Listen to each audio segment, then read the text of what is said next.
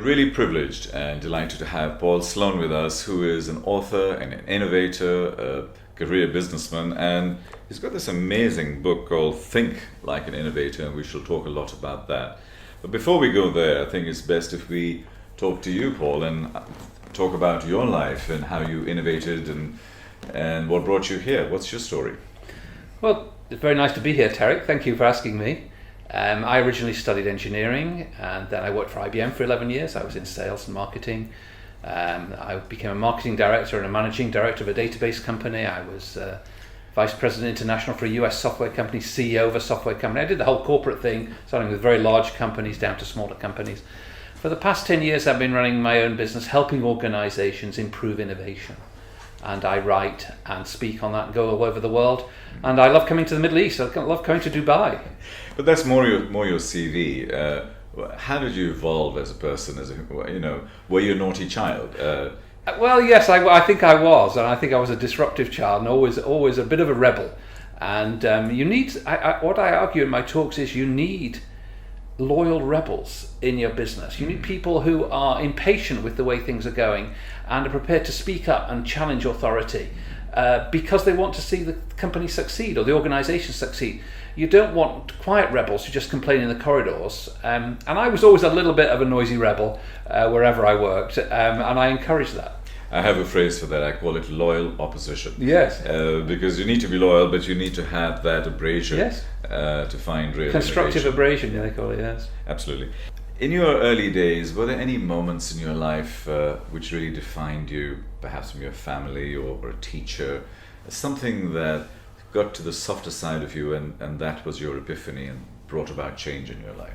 Well, when I was a boy at school, I was in short trousers in secondary school and I wore specs, a bit nerdy kind of kid. And one day we had an elocution teacher and he had to teach us how to speak. And I was brought up in the north of England where we have very flat vowels. And one day he came to me and he said, Sloane, I'm going to put you in for a speaking competition. I said, why me? He said, because I think you can do it.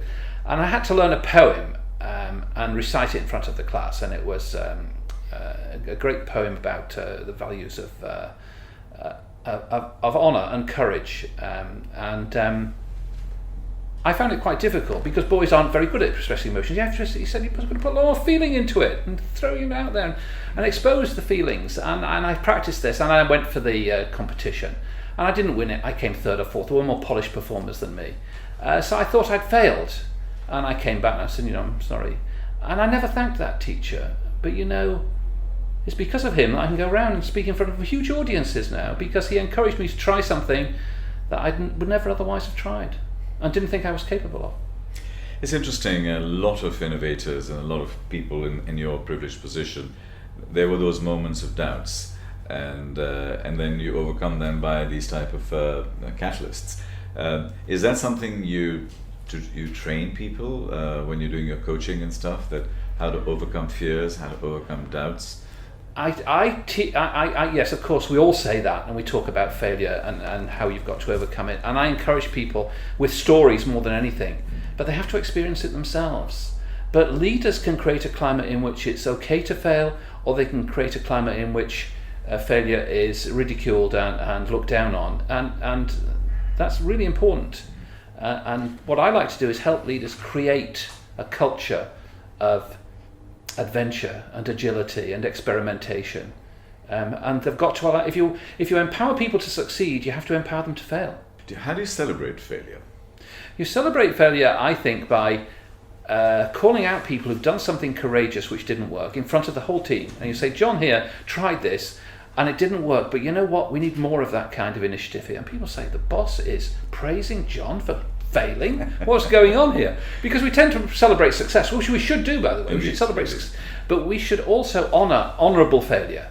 I mean, incompetent failure is bad, and we tend to mix two kinds of failure. There's incompetent failure where somebody screws up all the time. You should help them for a while, and if they don't improve, you should get rid of them. But there's honourable failure where you try something new and different and entrepreneurial, and it fails. And most new enterprises, most new businesses fail. And one of the examples I give, is Roger Federer, or Novak Djokovic, or Andy Murray. I said, why do they serve 6 or 7 double faults in a match? They don't need to. They could easily get the second serve in every time by going soft, but they don't want to. And they don't want to because they know that by going soft with their second serve, they make it easier for their opponent. They're prepared to push their second serve as far as they can, and they're prepared to accept a certain number of failures. And I say there's an optimum number of double faults in a championship match, and it's not 0. And there's an optimum number of mistakes you should make every month, and it's not 0. I mean, if you're making loads of mistakes, that's bad, but you should be trying new things that don't... If everything you try works, you're not being bold enough. Thank you. I think that's a wonderful response because, as part of Mad Talks, we are putting together a failure channel. Yes. And basically, deconstructing and demystifying failure. Because I think if we all have spectacular failures in our lives and we are happy and comfortable to share, it becomes so much easier to be able to cope. Well, you know what FA.i.l stands for, don't you? Yes, and there are various acronyms, but please. First action in learning. It's corny, but it's the first action in learning. It's failure. That's absolutely brilliant, actually. Thank you for that. Now, you mentioned the word storytelling. Yes. And again, Mad Talks is a storytelling platform, and we call it the future of storytelling. So we're actually looking at the innovative future. In that, how important do you think storytelling is for leaders? Is that something that they need to work with? Oh, I think it's very, very powerful because people understand through stories. Jesus taught through parables, and his parables are very, very powerful, and people understand them. He didn't use PowerPoint and flip charts and graphs, and the same with, if you're running a hotel and you want to improve customer service, you don't say, last month our customer approval rating was 70%, and this month I want it to be 75%. I want our net recommender score to... What you say is, last month we had a customer here and she had a problem, and Patricia here found this woman and she did this, and you tell the story of what Patricia did and how she turned the situation around, and how the woman then, from being an unhappy customer, became a very positive customer and put a very positive comment on TripAdvisor. So you praise the behaviours you want to encourage by telling stories about them. And then you can also tell stories about things that go terribly wrong and how that affects the customers. And people understand stories and they relate to them. You'll see a lot of examples of stories. We've got Arabian Nights and Homer's Iliad, Aesop Fables, Canterbury's Tales, and all of these. And I think we are immersed in stories on the one side. And on the other side, we have innovation. We have Professor Bizan, we have books on innovation and so on. So I'm delighted to receive this and I will cherish this gift. What is Think Like an Innovator? What inspired you to do this? Well, because I tell so many stories and I was collecting stories about people, I thought rather than write a book about innovation, which is theoretical and abstract, I'll just tell stories of 76, as it turned out, great innovators from different fields and different walks of life, but draw out the insights that we, as ordinary people, as ordinary business people or mother or parents or workers, can draw from those stories and apply in our own lives. And it ranges from Hannibal to Oprah Winfrey. Everyone's in there, in all sorts of different fields. And I chose them not because they're the greatest or the most eminent or the best, but because they have good stories to share. Yeah. One of the things we always talk about when we talk about the future is Moore's law and the rate and speed at which change is happening. How important is innovation in that change? And what do we need to do as individuals to be able to cope with that change? Well, one of the questions I ask on my workshops is, what is innovation? We talk about innovation and people have different definitions of it. Give me examples of innovation. Then I ask the question, what's the main benefit for your business of innovation? If we were more innovative, what benefits would we get? People say, well, we'd get more customers and we'd be more profitable and we get competitive advantage. And I say those are all true, but the biggest benefit for your business, I believe, of innovation is survival. It's not questionable, it's not optional. It depends. Well, but if you were a family bakery and you've been breaking bread for the last 200 years, maybe you can continue. But any other kind of business, the winds of competition are so savage. You look at what happened to Kodak and Nokia and RIM, who made the BlackBerry. I mean, big, successful, innovative companies, but they just couldn't run fast enough. So it's kind of scary how dangerous innovation is in terms of its competitive pressure, and also what an opportunity it provides for us. But let me just drill into that. Were they not able to run fast enough, or were they not able to adapt themselves to the shift?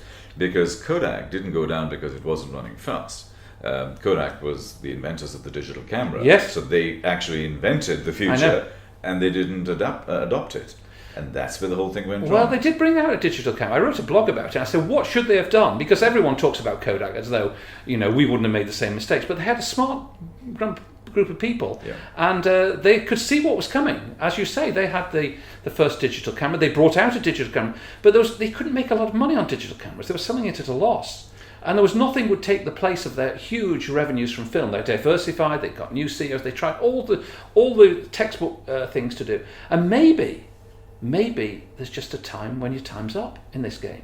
And the whole business environment is Darwinian in that new businesses come up and they replace existing businesses. Sometimes if your business model was perfect for the last century but it isn't for now, your time's up. One of my favorite books is Built to Last, Forrest and Collins, and they talk about values and the core values of a company that can change and adapt over time, and they obviously speak about Darwin there. Another famous author and professor from my university is Professor Clayton Christensen, who speaks about innovators' dilemma. Would you like to share some of your thoughts on that? Well, so it's one of my favourite. I nominated a list of the top 10 innovation books on Amazon, and Innovator's Dilemma was number 1 for me. I thought that was a brilliant book. I thought it was better than his Innovator's Solution, by the way. I thought it wasn't quite so good. But in it he says that that major companies make the big mistake of listening to their customers. And this was a shock when I read it. Absolutely. This was like a revelation. Absolutely. They made the mistake of listening. And what he says is you should listen to your customers, but your customers can mislead you, because what they say is, we love what you're doing, do more of what you're doing. And Smith Corona made beautiful typewriters, and they're beautiful typewriters. And the customers said, keep making your typewriter, they're beautiful. And they made their typewriters better and better and better. And word processors came along and killed them stone dead. And then Wang, who made word processors, were killed when all of that functionality could be put on a PC with a piece of software. So just being good and listening to your customers and serving your customers and producing a high quality product isn't sufficient anymore. Innovation can still come along and kill you. Yeah.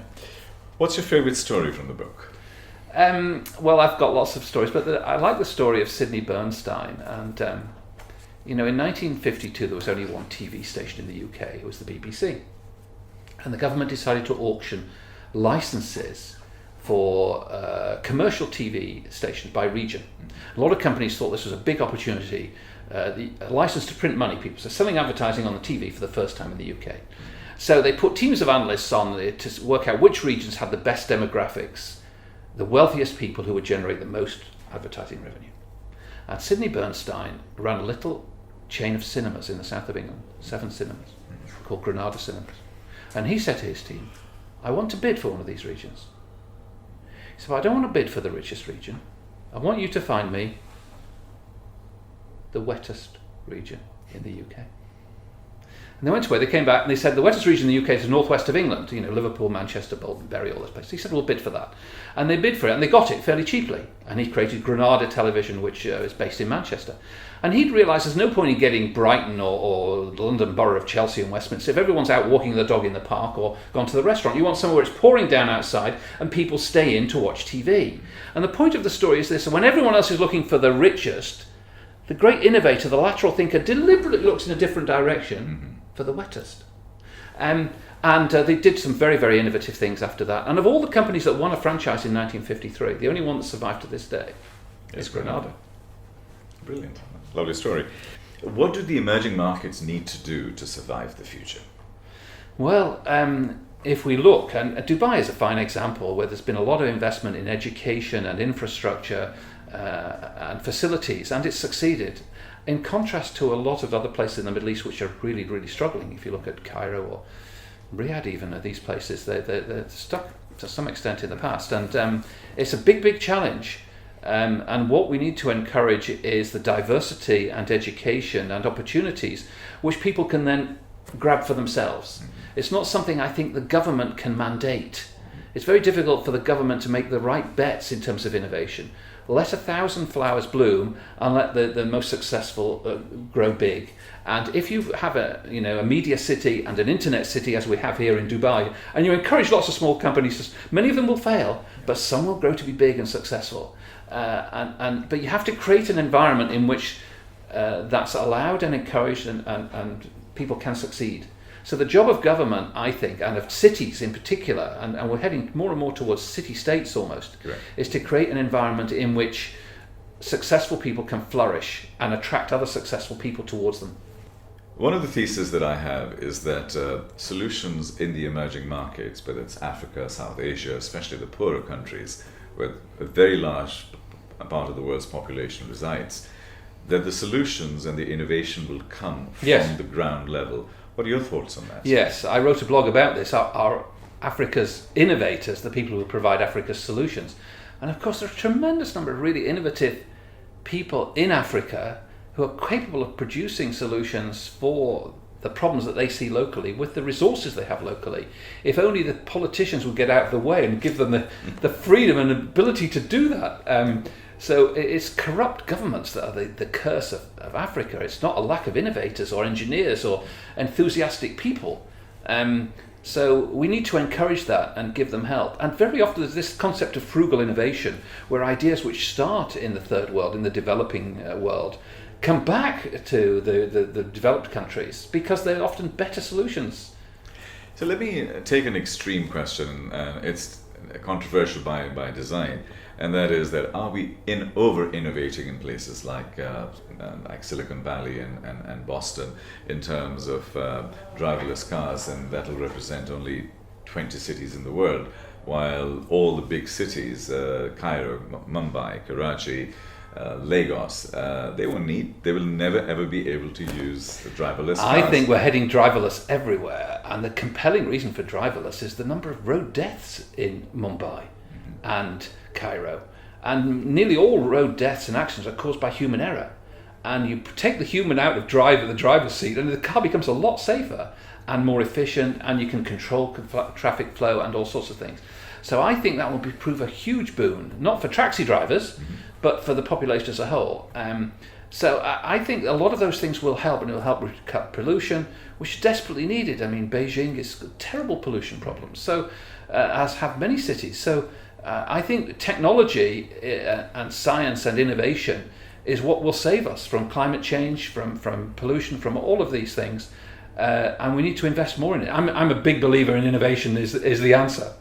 Indeed. Now, if I am a business leader of a mid to large size company, how do I future-proof myself over the next 10 to 15 years from innovation and from within my own? What are your top 3 bits of advice? Well, the first answer is you can't future-proof yourself. If you're in business, you're at risk. And the first message is don't avoid risk. Don't hunker down and think my job is to minimize risk. Your job is to manage risk. Your job is to place some bets. And you'll place some bets and they won't all work. But you've got to keep placing bets. You've got to allocate time, people and money to experimentation, to trying new things. You should listen to your customers, obviously, and you should anticipate their needs. You need to look outside. So a really good way to innovate is to see something that's working elsewhere in a different industry or a different country and be the first to do it locally in your business. So if you're the first funeral director in Dubai to do something which all funeral directors in Amsterdam are doing, you look really cool.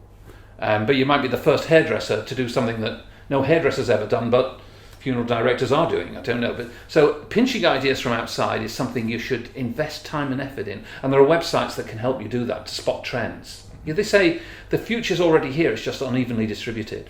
So if you go out and look. The other thing I would say is you've got smart people, and some of the people that work for you have got great ideas, and your job is to listen to them and give them a forum and encourage them to come through with ideas, and then back them to try some of their ideas. Not all their ideas, you can't.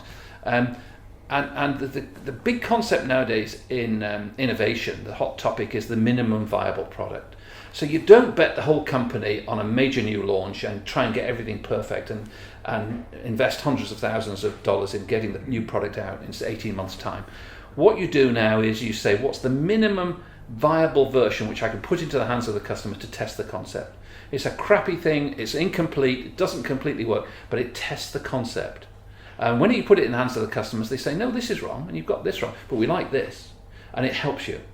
And you should go as quickly as you can. And when somebody comes to you and says, I need $50,000 to develop the prototype, your answer is, what can you do for $5,000?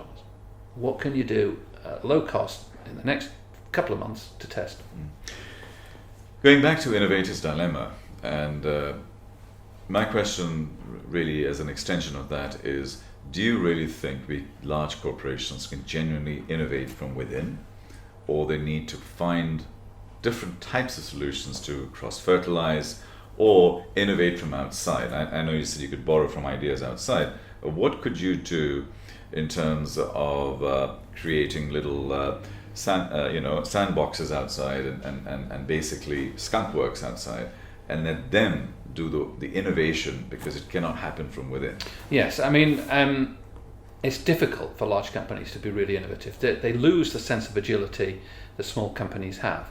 And there's all sorts of solutions been tried for this, with mixed success. So a company has a chief innovation officer, they have an innovation department. A company like Cisco innovates by buying small companies. They've bought over 150 small companies. They see a small company, they buy it, and they don't try to integrate it. They keep it separate, they let it develop, they let it keep its culture. Because if you absorb a small company into the large company, then the culture in one, the antibodies kill the other one. So there's different approaches. Procter Gamble use open innovation, where they aim to get 50% of their new product innovations from small companies outside. And what they say is, you've got a great idea for a product, we've got a great route to market. I mean, we've got all the routes to market, distributors around the world. Give us a great product and we'll take it. And that works for the FMCG companies. And they're competing with each other to be the best home. But they don't say we want any idea. If you go on the website of Unilever or Reckitt Benckiser or Johnson & Johnson, they say we're looking for these kinds of solutions in these kinds of areas. If you've got a solution to how we can produce a cleaning product that works on plastics in this environment, we want to hear.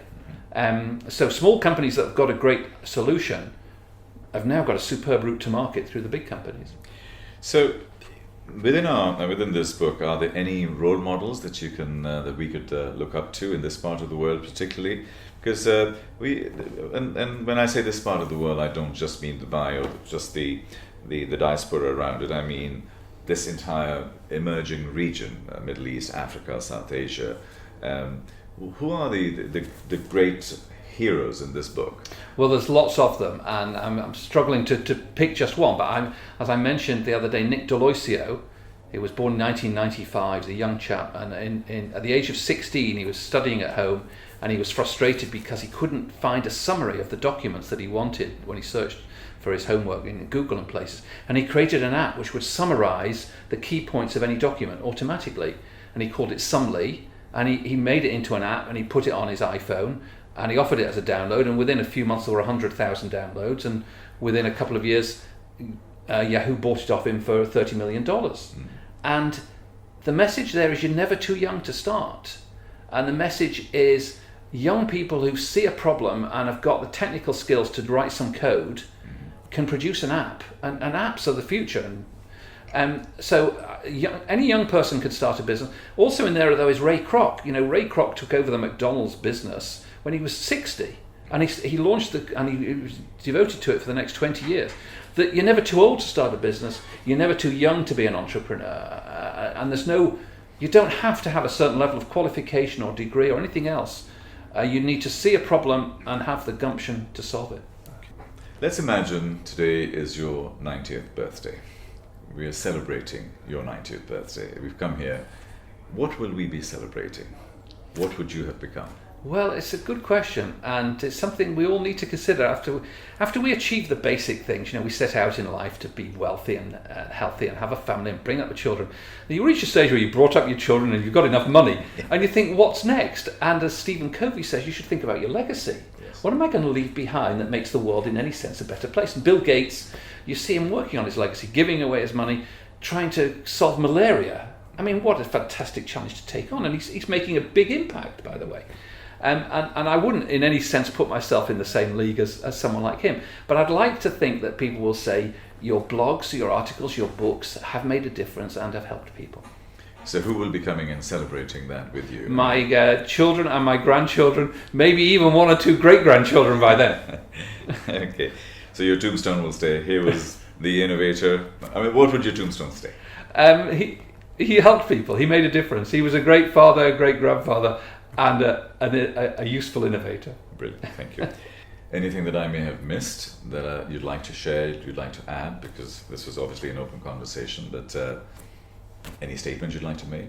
Any comments, any thoughts? No, just challenge yourself to do something different every day. Great. Paul Sloane, real pleasure. Tarek, my pleasure.